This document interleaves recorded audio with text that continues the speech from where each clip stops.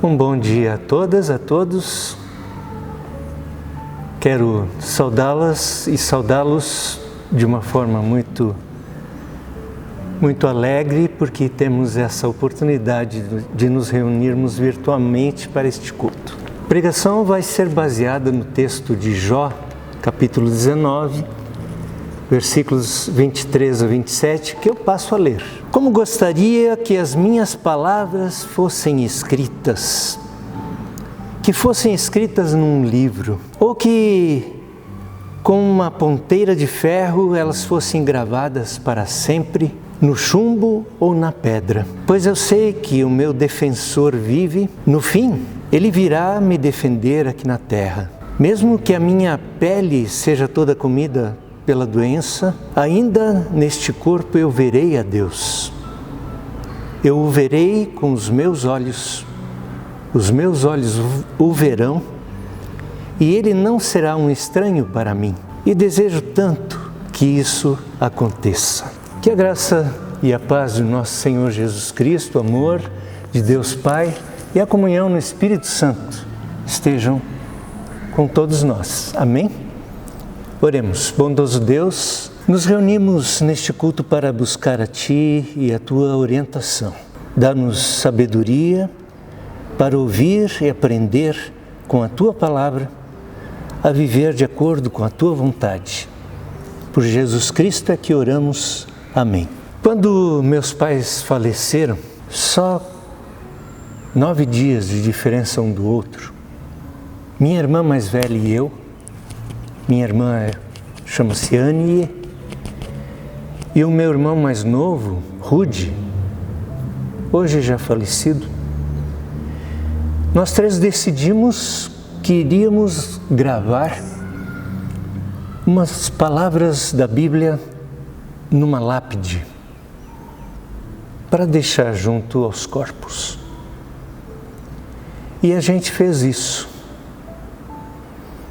As palavras que depois de 19 anos ainda estão lá e podem ser lidas, eram as palavras de Paulo a Timóteo, capítulo 4 da primeira carta, versículos 7 e 8, que foram transcritas no plural.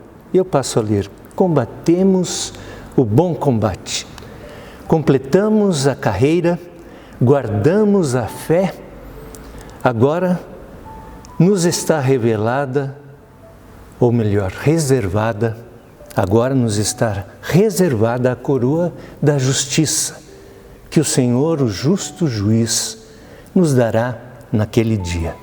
Sabem, eu tenho a profunda convicção de que se a gente quer guardar ou preservar palavras para depois da morte, elas, como Jó escreveu, elas precisam ser gravadas numa pedra. Ele falou em chumbo também, quem sabe naquela época também era assim. E eu sei que nós todos temos palavras que a gente sabe que são fundamentais para a nossa vida. E essas palavras, assim como Jó, nós gostaríamos que elas continuassem sendo lembradas.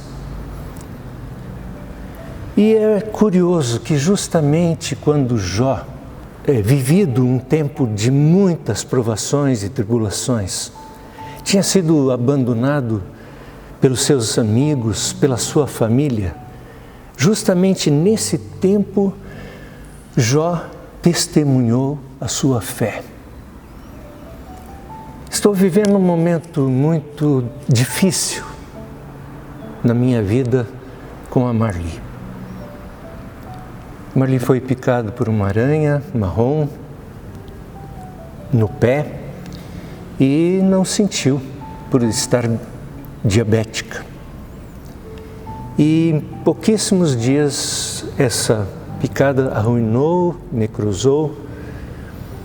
E quando eu notei, eu a levei no hospital e já fizeram a cirurgia. E de lá para cá nós temos uma grande batalha, uma tripla batalha. Uma vez para combater a infecção através de antibióticos, outra vez para combater a diabetes através da insulina e, por último, para combater a desnutrição. Marli precisa se alimentar e não tem vontade. E o corpo não vai desenvolver suas defesas e a cicatrização daquela ferida se não houver alimentação adequada. Por isso que eu me lembrei desse texto do Jó. Porque nessa dinâmica desses quase 30 dias, acompanhando minha esposa, muitos foram os pensamentos sobre as possibilidades de ela vencer esse problema, que está bem sério. E também vinham sempre pensamentos sobre o porquê, a razão disto ter acontecido e nós estarmos tendo que passar por este verdadeiro combate. Batalhas, muitas batalhas, uma após a outra. Jó também. Nós não queremos nos comparar a Jó. Jó era conhecido como um homem íntegro e reto, temente ao Senhor, que se desviava do mal. Nós temos uma compreensão de que no momento em que compreendemos o amor de Deus por nós e nos submetemos à vontade de Deus, a gente também ganhou essas características que Jó tinha. E por isso estas palavras soaram tão reais para nós, para mim e para Marli. As palavras de Jó 19, 23 e 24, onde ele diz: como eu gostaria que as minhas palavras fossem escritas, que fossem escritas num livro, ou que com uma ponteira de ferro fossem gravadas para sempre no chumbo ou na pedra. A gente sabe que por obra do Deus Todo-Poderoso, as palavras de Jó estão presentes na Bíblia e podem ser lidas ainda hoje. Coisa que, se Jó fosse vivo, ia estar enchendo o coração dele de gratidão e alegria. A gente sabe também que a própria vida de Jó ficou registrada neste livro que leva o seu nome, para servir de exemplo a outros que confiam em Deus e mesmo assim sofrem, também nos dias de hoje.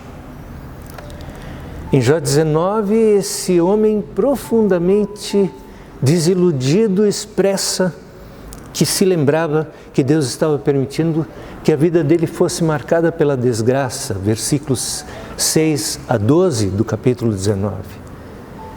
Lembrava também que seus parentes e amigos se afastaram dele, versículos 13 a 22 do mesmo capítulo.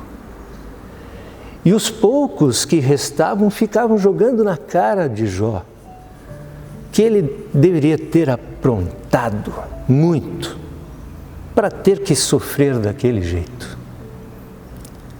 Jó então, depois de afirmar que estava sofrendo e que foi abandonado por todos, mostrou que sua esperança não havia acabado. Não.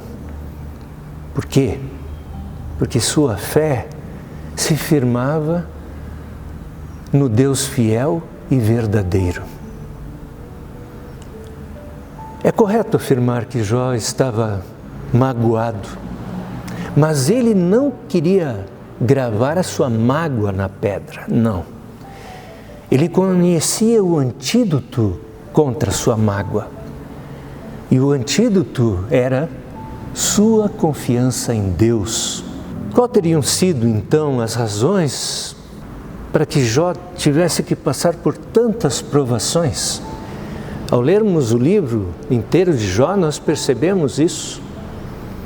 Existia uma vontade enorme por parte de Jó que Deus julgasse a sua causa em seu favor. Ele expressa isso no texto do livro. E o faz com muita sinceridade, franqueza, o faz com muita firmeza. Mas, se a gente lembra do que no primeiro capítulo fala a respeito desse homem, que ele era íntegro e reto, temente a Deus e que se desviava do mal, por que ele mergulhou nesse mar de sofrimento e tribulação? Por quê? E isso foi permitido pelo próprio Deus. A gente lê lá no começo do livro de Jó, que Deus permitiu isso. E não só permitiu, como gerenciou os acontecimentos, mas não permitiu que Jó desanimasse e que fosse provado além das suas forças. A gente sabe que Paulo escreveu sobre isso na sua primeira carta, no capítulo 10, versículo 13, as tentações que vocês enfrentam, elas não vão ser maiores do que as forças que Deus lhes dará para conseguir vencê-las. Falei nas minhas palavras. Sim, a gente precisa se perguntar, diante de tudo isso que acabamos de considerar, para que servem as tribulações, as provações? Para que servem? De acordo com a história da vida de Jó, elas, além de nos ensinar a termos paciência, e é paciência na prática, é uma paciência muito real que nós precisamos ter. Elas também nos levam a perguntar por que tais tribulações foram necessárias. Eu fiquei muito curioso para saber por que Jó foi provado daquele jeito que foi.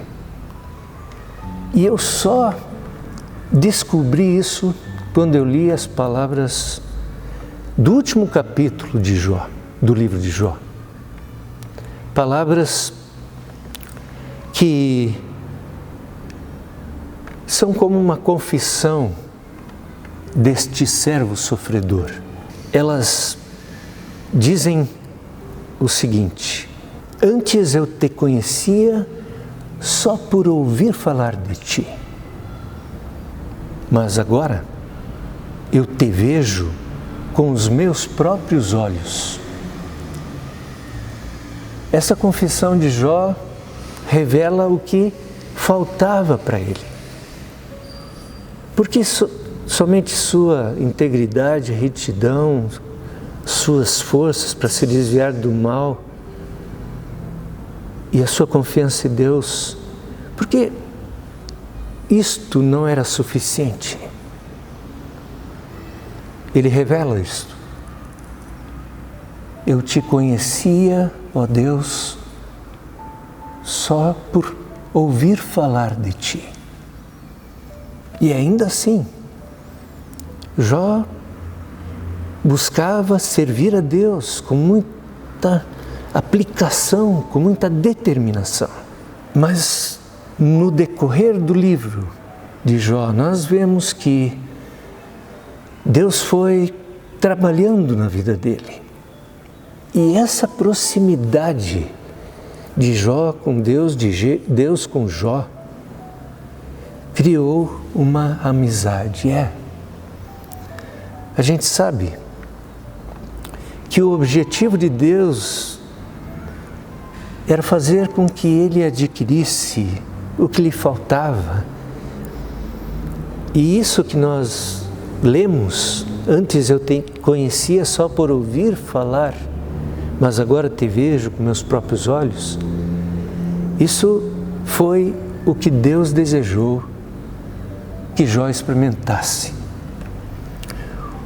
Um convívio de amizade respeitosa, amorosa com Deus. Na primeira carta de Pedro, capítulo 1, versículos 6 e 7, nós lemos: é possível que vocês fiquem tristes por algum tempo, por causa dos muitos tipos de provações que vocês estão sofrendo. Essas provações são para mostrar que a fé de vocês é verdadeira.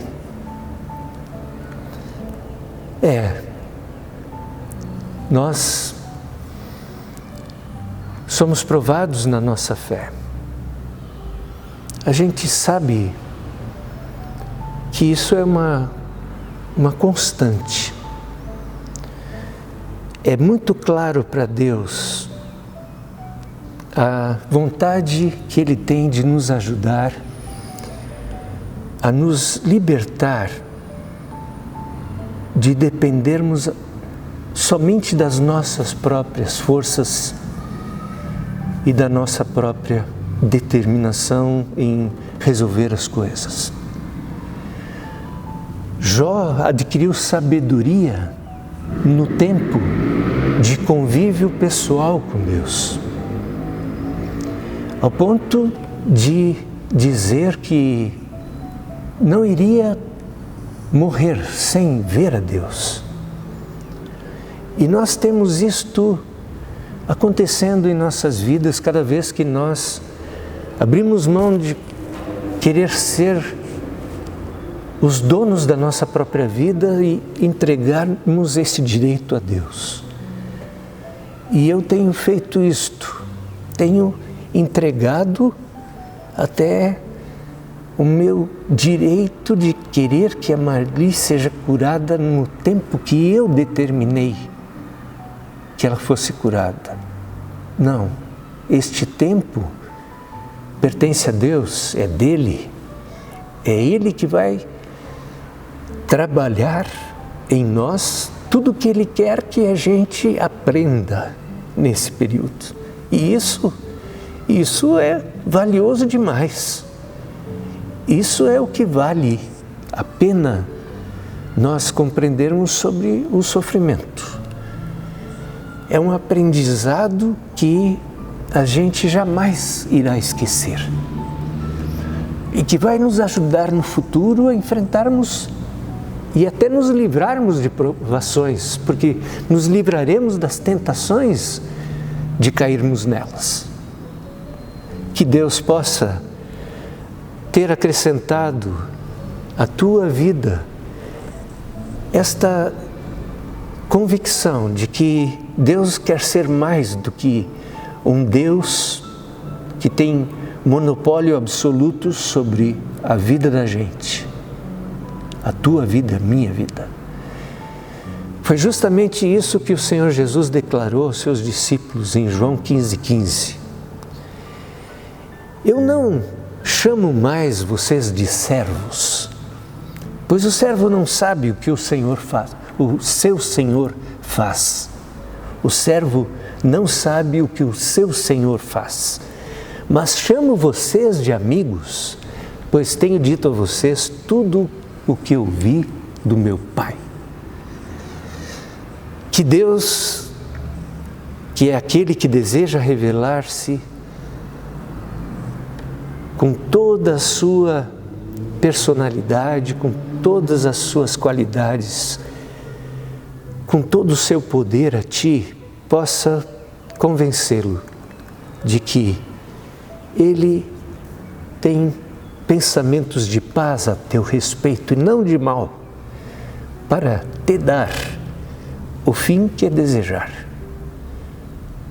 Que Ele firme isto, escreva isto nos nossos corações, para que a gente jamais duvide da sua fidelidade e do seu amor. Que Ele nos ajude. Amém.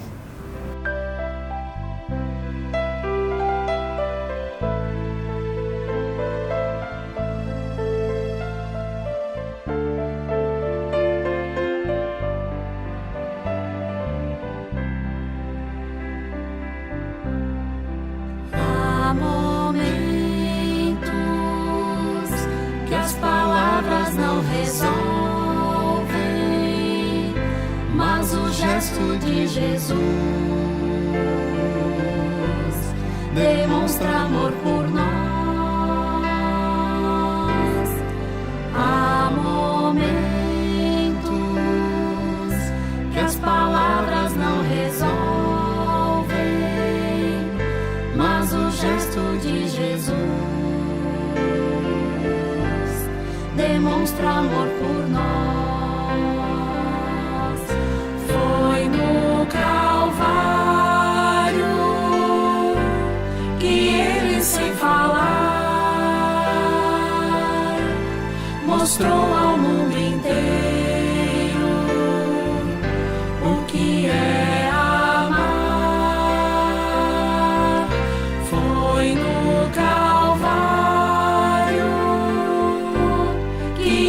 sem falar, mostrou ao mundo inteiro o que é amar. Aqui no mundo as desilusões são tantas,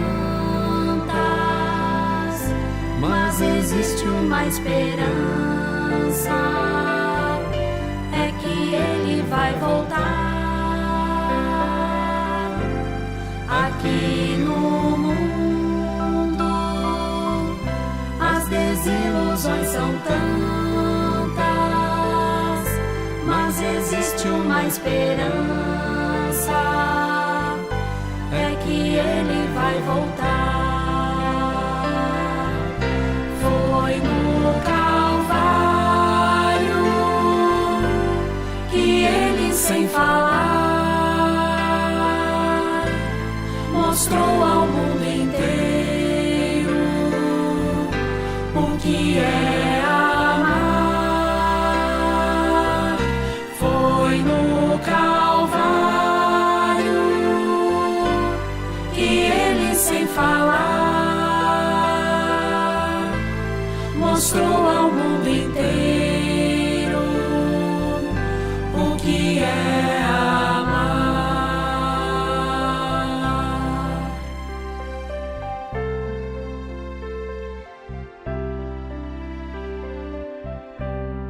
Bondoso Deus e Pai, nós sabemos que o Senhor gosta de nos agraciar com a Tua Palavra.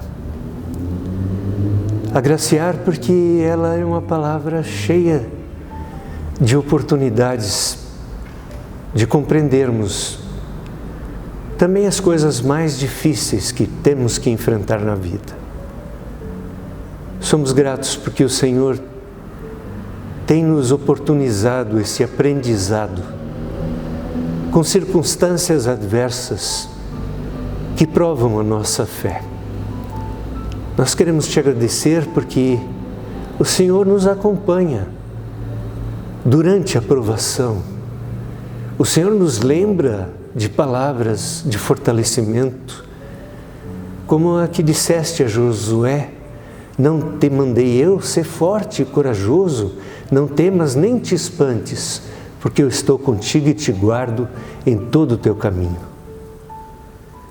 Muito obrigado, Senhor, porque agora queres despedir-nos deste culto com esta palavra encorajadora que nos chama e capacita a confiarmos que Tu jamais nos abandonará e jamais deixará de nos orientar. Basta que nós possamos admitir que sem Ti, Senhor Jesus, como disseste aos Teus discípulos, nada podemos fazer. Mas contigo tudo podemos, pois Tu nos fortalece. É assim que oramos, porque assim nós cremos. Em Teu nome, Senhor Jesus. Amém. Vamos receber a bênção de Deus. Que o Senhor te abençoe e te guarde. Que o Senhor faça resplandecer o seu rosto sobre ti e tenha misericórdia de ti. Que o Senhor levante o seu rosto sobre ti e te dê a sua paz, agora e para sempre. Amém.